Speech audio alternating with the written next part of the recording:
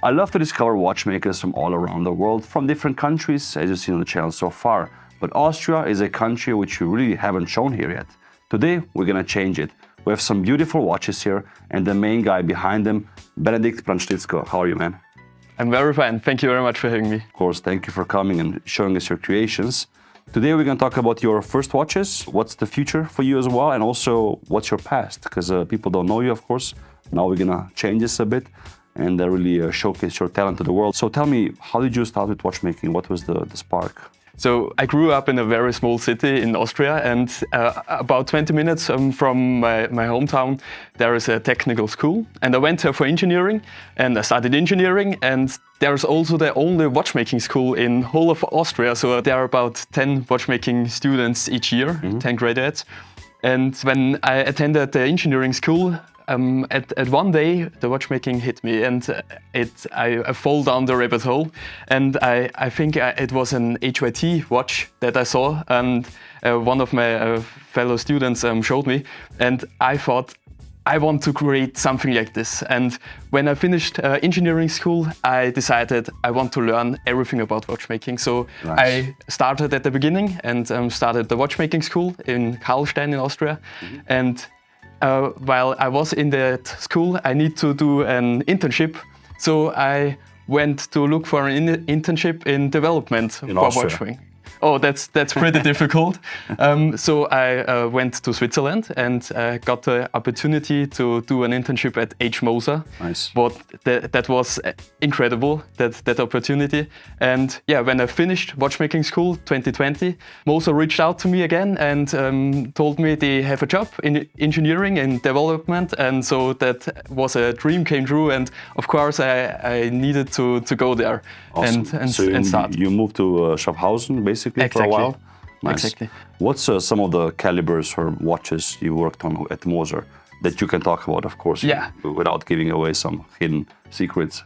Right, so not everything is published yet, but for example, I did redesigns of movements, the HMC 201, for example, automatic center seconds, or the HMC 805. It was a Tourbillon movement. It came out recently. I also did something for Hautlence, the sister company of H.Moser. Nice, nice. So about 1.5 years into Moser, I switched to Hautlence and developed quite a few calibers there. What was the best part of the job for you, let's say? It was the combination, because you get the chance to develop each detail in the technical aspect, but it's also extremely important for such high-profile watches that the aesthetics is right. So I spent quite some time with both of those. Awesome. And what was your favorite watch you worked on, let's say, at Moser? It was Hautlence. It was the Sphere that also won the GPHG. Yeah, so that was very. It was a great project to work on. And difficult for sure as well. Huh? Not an easy watch. No, but I like the challenge. Yeah, awesome.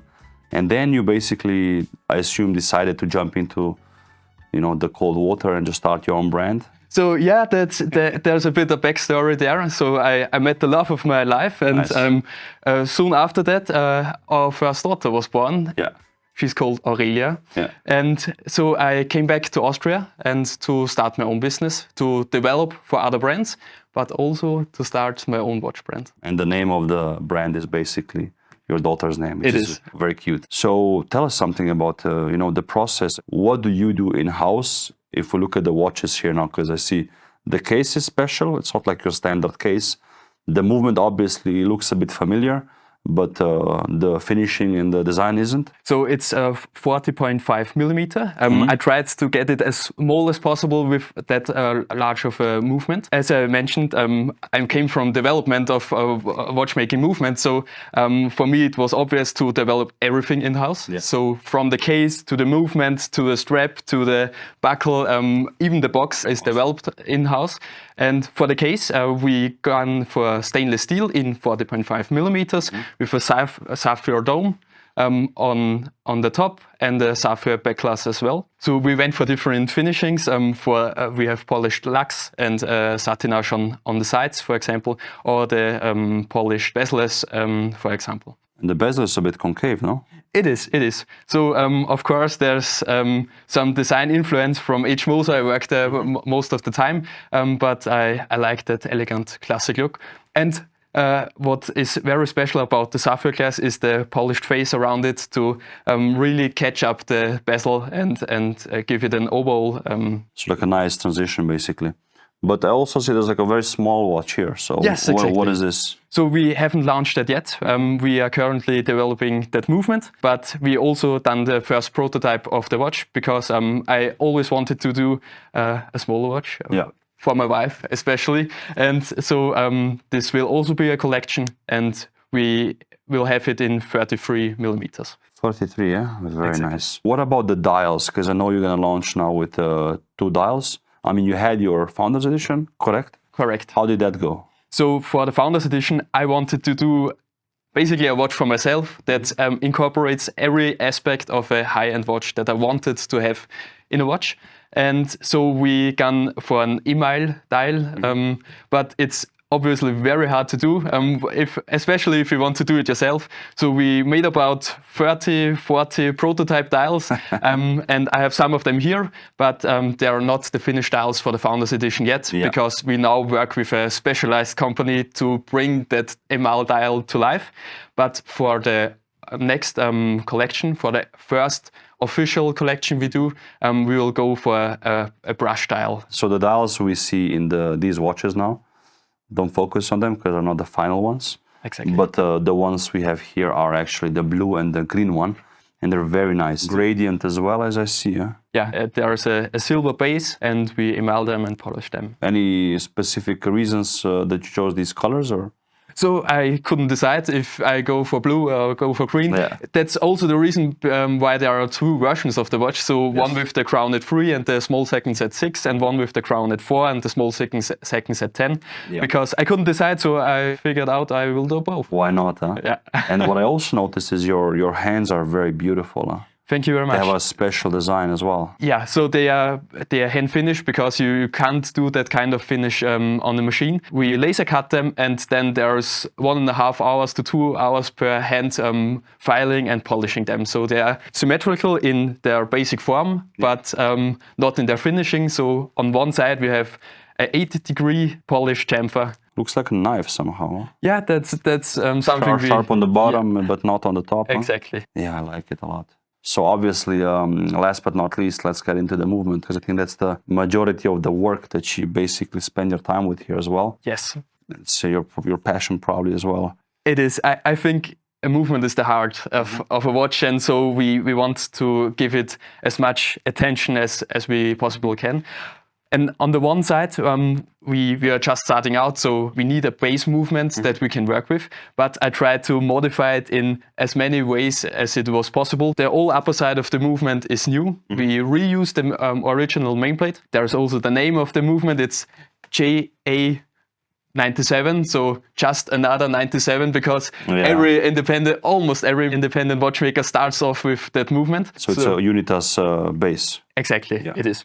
And we do German silver bridges in-house with a very special design. We also developed a new ratchet system. We hand-finished every component, from the ratchet wheel to the crown wheel to the bridges, of course. The crown wheel reminds me of a watch I saw recently and I shot recently. From Simon Brett, right? Yeah, exactly. So that I was also in contact with him and told him about my development. We did it at the same time. Yeah. So that was kind of funny to see. Then his watch became that popular, and we use a similar design for our ratchet system. Awesome, yeah. And there's also here chatons. Right. So we do gold chateaus for the Founders Edition. Every customer can decide if he wants white gold, red gold, or yellow gold for the chateaus. And the middle one for the minute wheel is screwed, the others are pressed fit. We also do a cap for the anchor wheel.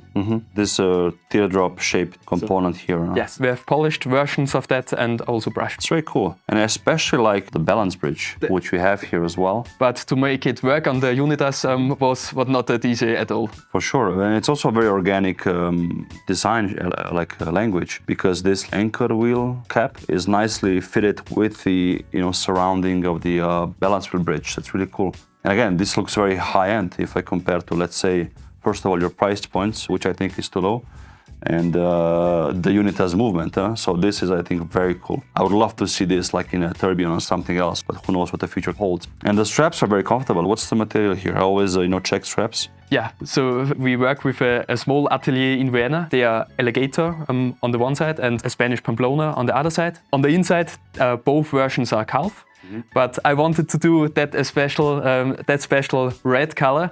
So we went to Italy, to a tannery, and got our leather colored in exactly the way I wanted. The red also fits the rubies. So let's touch base on the price a bit, because again, I mentioned for me, I think it's too low. What's the price point of the blue and the green model now? What are you starting with? So the official collection launching this year starts at 3,750 euros, excluding tax, for blue and green models. I mean, again, it's not nothing, but if I compare to what's on the market and what I've seen so far and the quality here, beautiful, beautiful. Awesome, guys. So yeah, if you want to buy one of these, they're available.